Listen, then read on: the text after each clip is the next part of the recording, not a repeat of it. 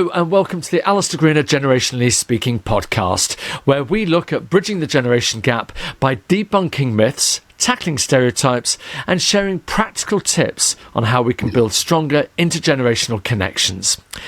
Today's guest has had 9 lives. Feature writer on national newspapers and magazines, script writing for BBC TV, director of an independent TV production company, novelist, co-writing 6 novels and 3 non-fiction books, MP's wife, Lord's widow before establishing 2 networks honouring her husband's passion in prison reform. Wow. So you can imagine it's a huge delight to be in conversation today with Lady Val Corbett. Thank you, Alistair. Lady Val, thank you so much for joining us. My goodness me, I'm exhausted reading your, just reading how much you've done. It's been quite a journey, and we'll delve into bits of that along the way in our conversation. But I want to go back to the beginning, if I may, about your generation when you were born, and thinking as a boomer, you know, a post-war baby, how you feel that you fit into what could be perceived as the stereotype of your generation. Honestly, you've taken my breath away. That's a huge question. I don't know where do I start? I think the main point is that every generation has its problems. We are having significant problems now with the younger generation because of jobs and housing and things that we all know about. But I feel optimistic that the young people today are more resilient. I think that's it. They have to be. And I think they're more resilient. So I have quite a lot of comfort in thinking, because everybody thinks, oh, young people, or many people think that young people know nothing and they do this and they lay about and all that, and that isn't true. That's not that. The stereotype is not true. I know loads of people, certainly the people I come into contact with in the prison reform sector, who do brilliant work and have the right attitude. So, as I say, I'm optimistic that generationally we are probably okay.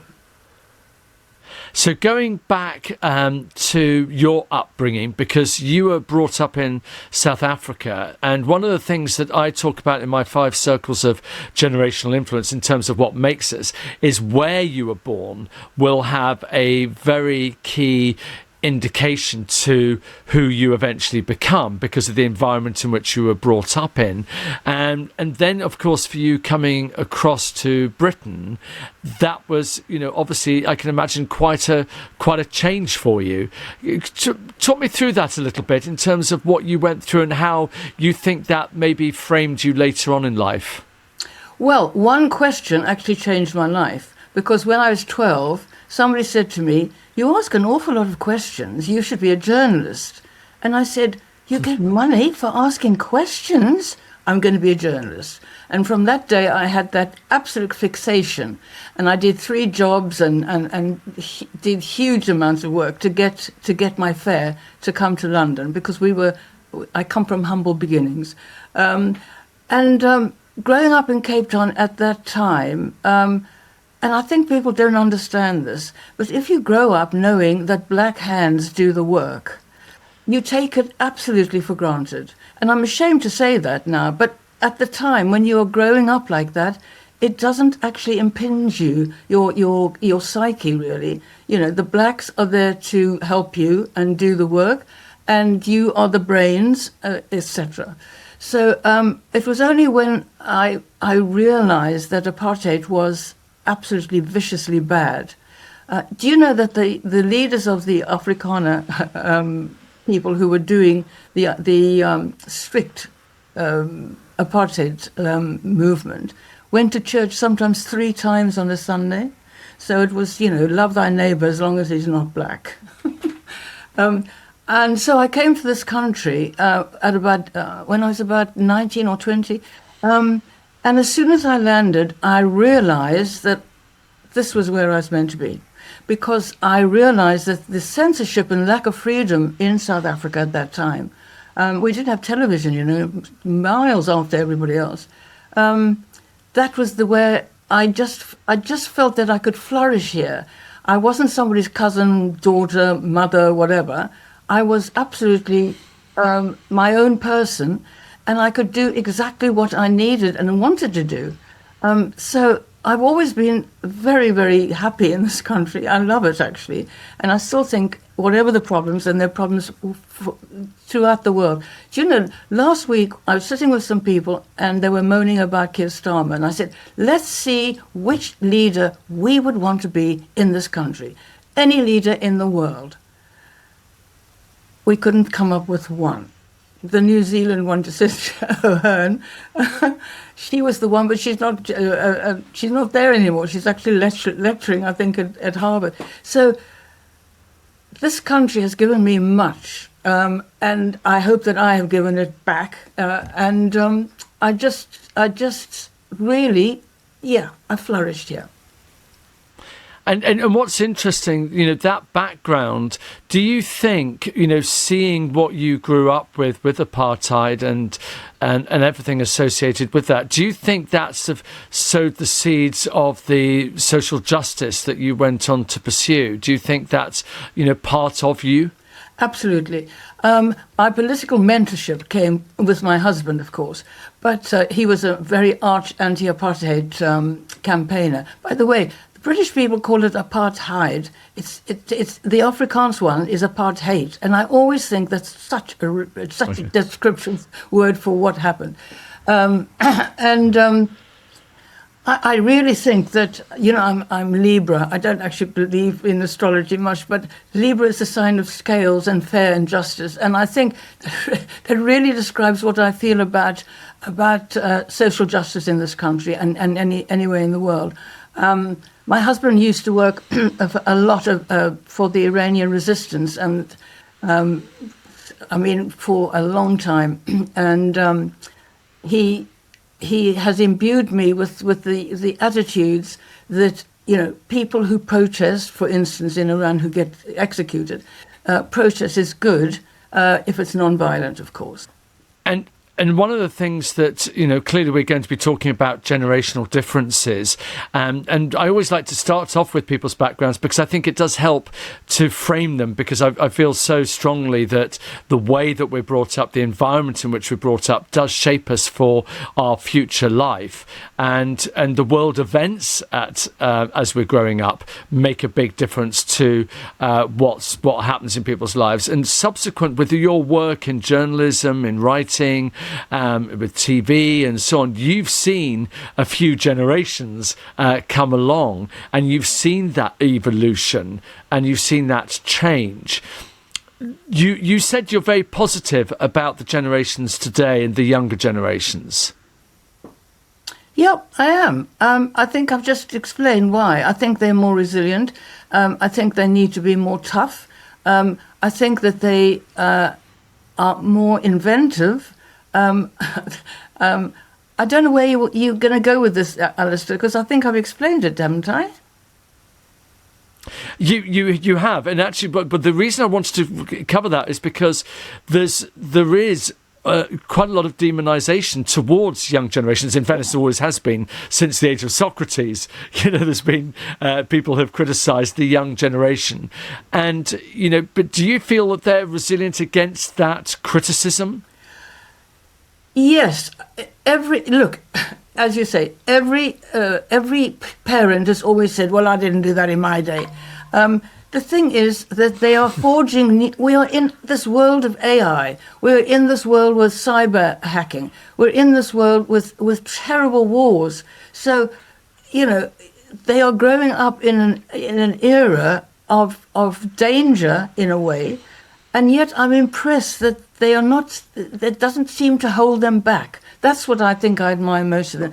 Those are the people that I have met, by the way. So I can't actually be more general. But the people I have met, the young people I have met in the prison reform sector, and in my, I held lunches for top businesswomen in London as a fundraiser, and those women that I've met, again, the young people. I'm just in awe of them, and I admire what they're doing and what they're attempting to do. And in your work, you're clearly seeing, generally people of an older generation in the prison reform system who are leading it, and obviously many of the people who are, in the prison system at the moment will be of all ages. What sort of differences are you seeing in terms of the way that they communicate, in the way that they work? Well, there are two tiers. There's the ones that have been there a long time and obviously are very experienced and knowledgeable. But the younger people, they come up with ideas out of the box. And the merger of those two is inspirational. So, the experienced person will say, well, that's good, but why don't we? And they compromise. So the things that I think we can learn from the younger generation is that way of thinking that's not traditional. The one thing about the British people that I found is that they don't like change. They've always done it this way. This is the way it's going to be. This is the way it will always be. And young people are coming up and say, well, it doesn't have to be like that because we've got AI, we've got this, we've got that. I think the merger of the two is actually awe-inspiring.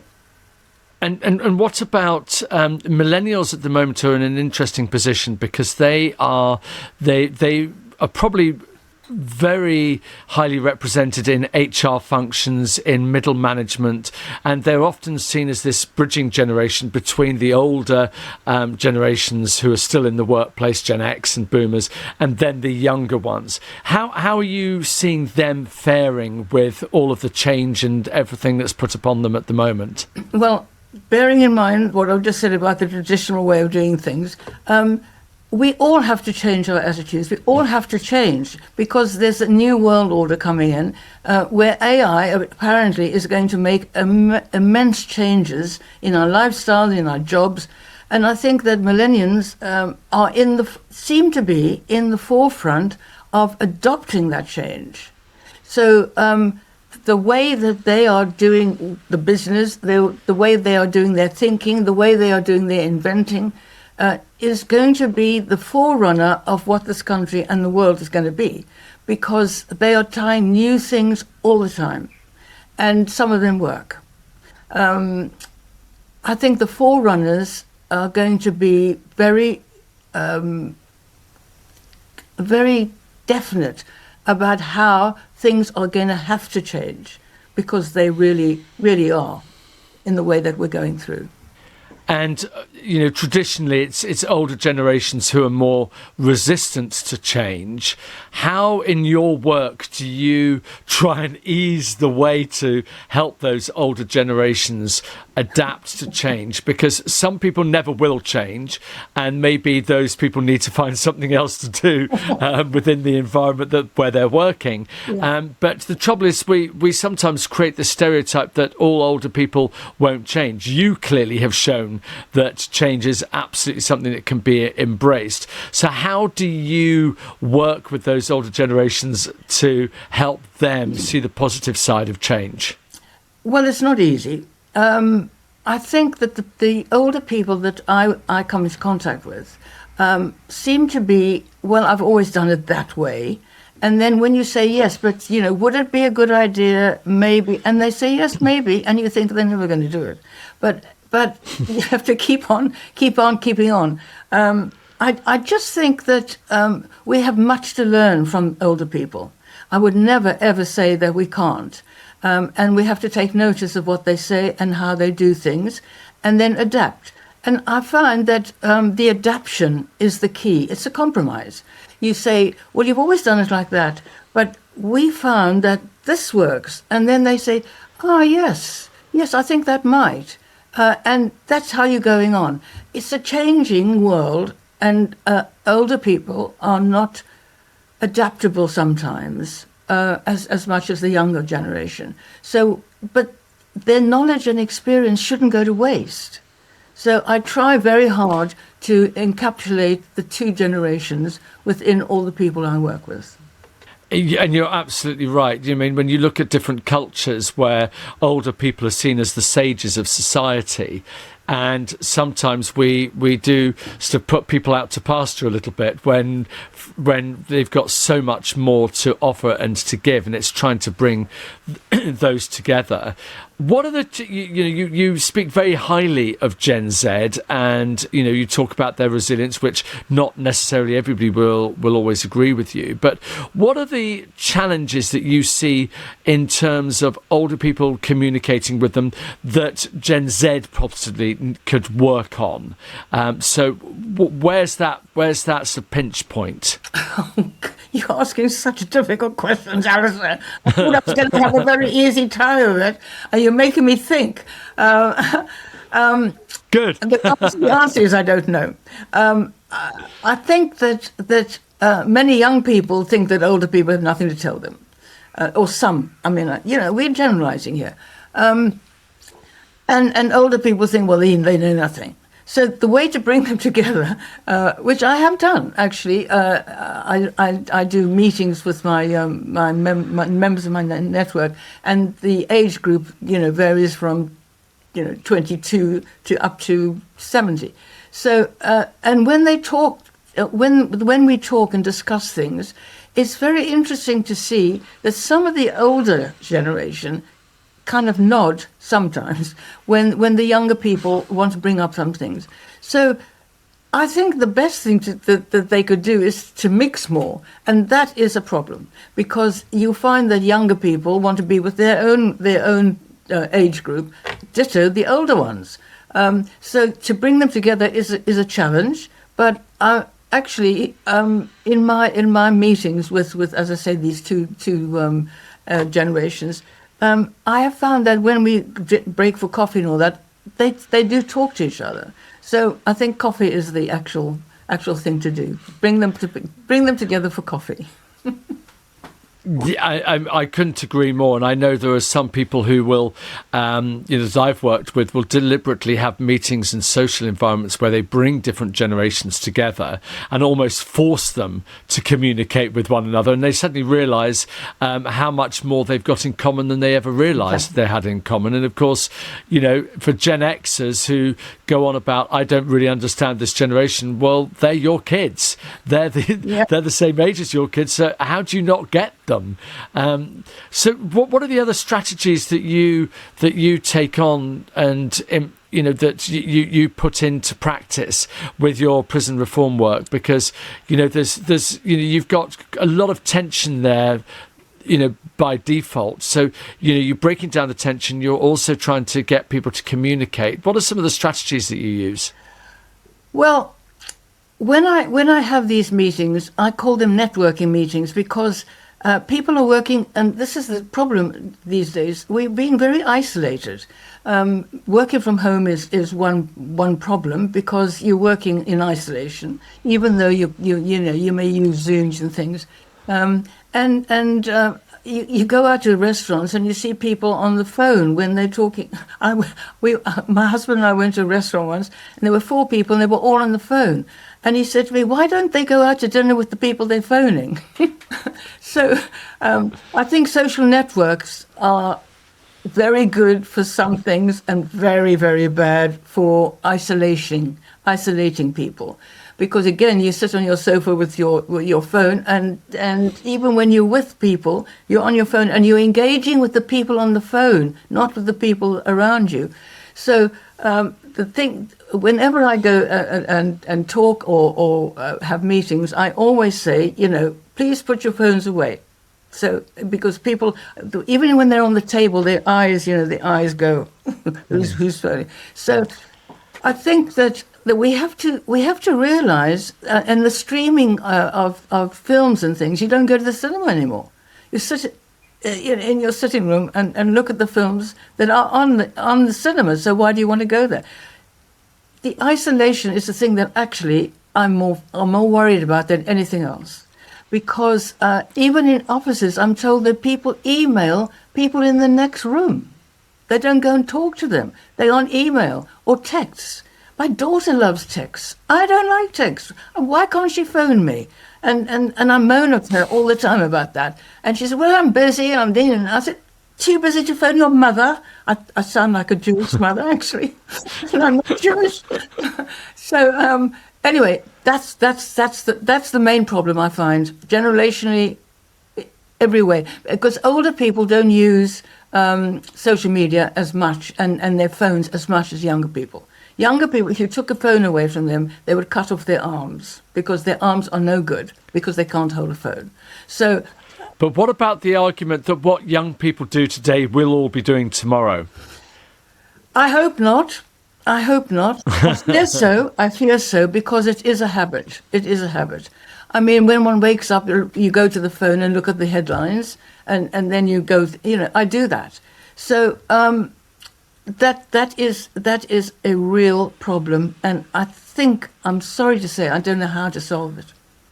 So what would you say in recent times, things that you have been able to resolve, the things that you have, areas where you have made progress when it's about bringing generations together? Well, it's not so much generations, but different attitudes, I think. Because it's not so much a generation. You can have a 16-year-old who has a mind of an 80-year-old because he's set in their way, and you can have an 80-year-old who's flying around the world. So it's not so much ages, Alistair. It's a state of mind. I think that what I try to do in all the things I'm involved in is to try and get people together. If you get people together talking, and this is where I bring back the isolation thing. If you get people to talk, an 80-year-old talking to a 16-year-old, for instance, there's a thing on television that ad for trains when the grandmother's talking to the granddaughter, and I think that will never happen, actually, on a train anyway. But the thing is, if you can get them chatting, you will find that there are commonality there. There is, because that person, the older person, has done what the younger person is trying to do, maybe. And then they say, yes, but if you do this, I've seen it happen. Not a lot, buddy, but and that is the way through. And I think the isolation, the Australian the thing about the phones for 16-year-olds. The 16-year-olds hate it, the parents love it, and the 16-year-olds will get around it. So one of the things that we have to take into account is that young people will always swerve and dive and get around things, and the older people will try and stop them. And that has been there since Socrates, as you say, we can't do much about that. The only thing we can do is to try to get them to talk together. It's the most powerful thing in the world, isn't it? Communication. Yes.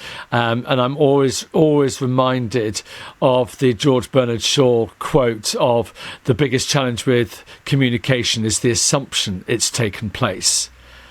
Because it's just not happening enough. It's never been easier to communicate, but it's also never been harder to get your message across and to get it through. Yeah. What are the kind of strategies, again, using that word, but the ways that you use to get people talking? You said, just bring them in to have a coffee, put your phones away. What other things, do you think that you've done in the prison reform world that actually the outside world could learn from and take on board? Well, I think I can only tell you about our conferences. I have about 190, forgive me, they're joining all the time, it could be 185 members of the Corbett Network for Prisoner Reintegration. And I'm the glue that holds them together, and I send out newsletters, I do little regional meetings, and they are all very good. But our national conference is called a networking conference, and our focus, we don't have many speeches, we have, I think, maybe 10 minutes or 15 minutes people talking. The rest of the time is networking, getting to know the people that are in the same ballpark as you. And I do a thing called speed networking. I do this for my women's lunches as well, and I give them 10 minutes to talk to each other, and then they move on. Now, the 10 minutes is not a long time, but it's enough to get the gist of what they do, and to change and to try to collaboration is the bedrock of this network. So they have enough time to get their details. Oh, can we talk about it? And then we have the coffee session. I told you coffee is very important in my life. The coffee session where they then do a lot of sort of firm talking about what they're going to do together if they are able to. And that kind of thing is absolutely pivotal, because again, I come back to it. It's not in isolation. They are talking. They're looking into each other's eyes. They are, they are actually happy. I mean, the feedback I get from the Women's Network as well as from this is lyrical. I mean, I need a bigger hat. That's all I can say. They absolutely love it. They love it because they have things in common, which is quite important. And it works. It absolutely works. And then they go back to their places, and they have people that they can then email, talk to, Zoom, whatever. And we've created bonds, and the bonds are the ones that last. And I fully on board with you with that. Once you have a relationship with somebody, that's really, really, really strong. However, in my research that I did for my book and in other places I read, younger people, and they shy away from networking. It's not because they don't like it, it's because they don't know it. No. It's not familiar to them. Yeah. And therefore it's not how people are often brought into the place of work these days. So how do you get the younger people engaged with the networking so that they are fully on board with it? Well, you have to make it attractive to them. And I think that, we have speakers at most of the things I do. And the speakers are the things that bring them. So I choose the speakers very, very carefully. And that's the way, if they're interested in the subject, they will come, as they say. But I found some very interesting generational things within the prison service. I'm going to say they're very interesting, although a friend of mine said, don't say that. Just say I've got something to tell you, because I may not find it interesting. So I'm going to say I've got some news that I find interesting about the prison service. Usually, the prison system works that young men we have 85,000 prisoners at the moment. Only 5,000 are women. So mostly men. By the time they get to 39, having been in prison perhaps a couple of times, they think to themselves, do you know what? I'm going to change. So 40 is the kind of cutoff point. But now we're finding there is an upsurge in the over 50s. And this is, I find it quite extraordinary. You may find that extraordinary. I find it extraordinary that these are because of historical sentences that they get when they've done something wrong very early in their lives, and they're now being prosecuted for it. So we've got this huge wodge of older prisoners with all the problems that arise. My husband always said when he goes into the House of Lords, the organ recital starts. the organ recital with the older prisoners. And this is why, the system is not in a good way, because the older prisoners have got problems, health problems, mental problems. Mental problems throughout anyway, but, particularly the older generation. So this is a major problem that we didn't know about a few years ago. Wow, I have to say that is quite staggering. And is there any form of explanation of what's changing? And also that 40-year-old cutoff, is that actually getting less, so that are people getting to that maybe at an earlier stage, but then somehow coming back into the system later on? No, if you're in prison, you already have terrible problems. You've probably been in care. there's no education and so on. So when you get to 40, you suddenly, even with people who've been in prison many times, prison isn't a soft option. So, they get to the stage when they say, enough. So we've got, this gap between 40 and 50. And 50 is when the older generation start. It's sad, but I mean, if you've done something very bad in your past and then you're prosecuted for it, you should go to prison if it's bad enough. So it's a problem. It's a huge problem in the prison service at the moment. And I think that's one of the interesting things that you highlight, and you hear other experts highlighting, is that people who end up in the prison system, are there for complex reasons. People often look at the superficial aspect of a crime that they have indeed committed, but actually what's led up to that point is a lot more complex, as you said, in terms of their background. And again, almost coming back full circle to what we were talking about before, the way that you were brought up, the environment in which you were brought up, frames who you are and eventually who you might become in terms of your behaviour. Well, a custodial manager on the prison service once said to me, if I induct 10 men, most of them will have been in care, most of them have got mental health problems, most of them have not had an education, most of them have never had a job, and many of them have tried to commit suicide. And those are the ones that are predicated to go to prison. And the answer is that we have this huge gap of poverty that is feeding the prison service, and we just don't have the capacity to help them.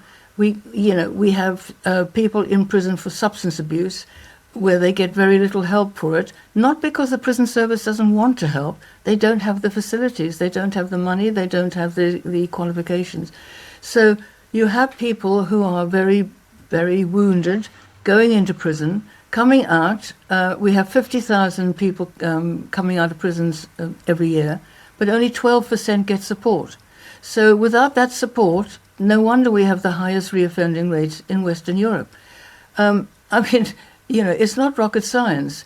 The poverty is the thing that is feeding the prison service, and we need to have a more equal society. Well, that is a huge topic, and certainly it's a topic that needs to be discussed and shouldn't be the elephant in the room. No. I want to finish off, if I may, by just really drawing upon your 9 lives of careers and different things that you've done.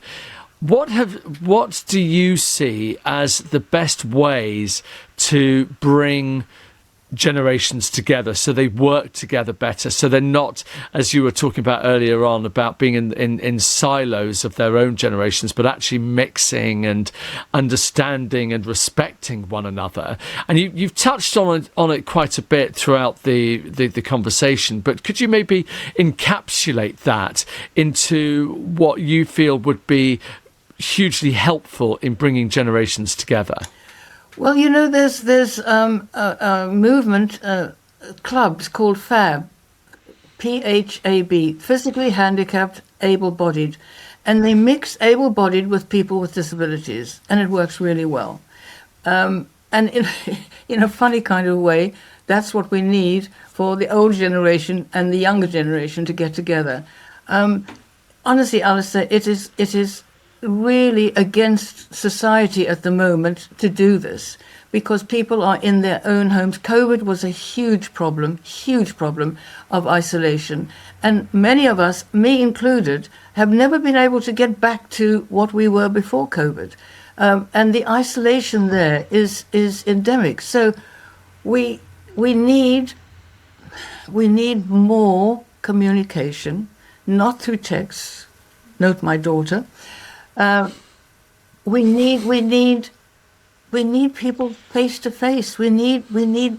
I would like people in coffee shops to try the House of Lords got one table where if Lords go in and they don't have anybody with them, they go and talk around the table. Some of them have never talked to each other before, so they do that. Well, why can't we have that in cafes? Why don't we have that in restaurants where people go in on their own and, there's a table there for everybody to make. Some clubs do that. But, we've got to do more communication. I mean, it's a no-brainer that if you talk to somebody, whatever level you're on, it will be interesting because the older person will get the younger people to talk to them about what they're doing. And then, probably the older person will have done something like that in their youth. There is a connection. There will be a connection, but we've just got to find it. And that's going to be the problem. And you know what? I think you've hit the nail on the head. Sometimes we just have to contrive the connection, bringing people together and forcing it somehow, whether that's by just doing almost like Wagamama where we all eat at the same table, so you don't have any choice but to commune and to connect. And I'm completely with you. It's been a joy talking to you, and I've just been loving just hitting the tip of the iceberg of your experiences and your sage advice for all of us. So Lady Val Corbett, thank you so much indeed for joining me on the podcast. We'll put some details of some of your work in the show notes for people. And thank you very much, and thank you for listening. It's been a pleasure, and I'll be back again in 2 weeks' time with another podcast. The Alistair Greener Generationally Speaking podcast was presented by me, Alistair Greener. It was recorded at Granary Studios and produced by James Jones.